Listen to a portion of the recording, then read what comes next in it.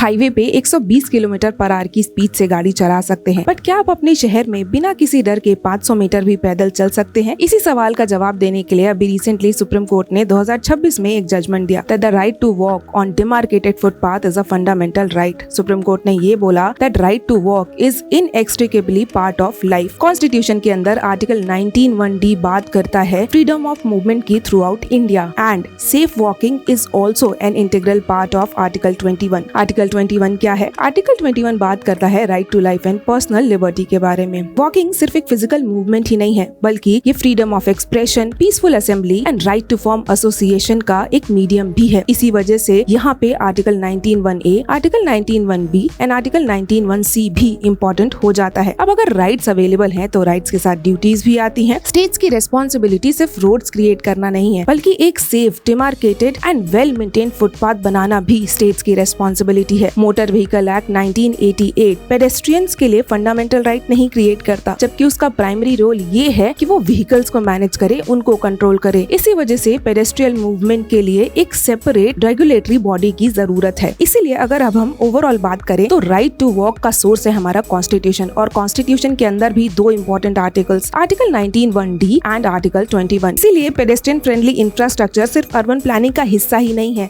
बल्कि ये एक कॉन्स्टिट्यूशनल ऑब्लिगेशन भी है। Thank you so much. For more such informative content, follow our social media handles. The links are given below and you can also scan the QR code on your screen.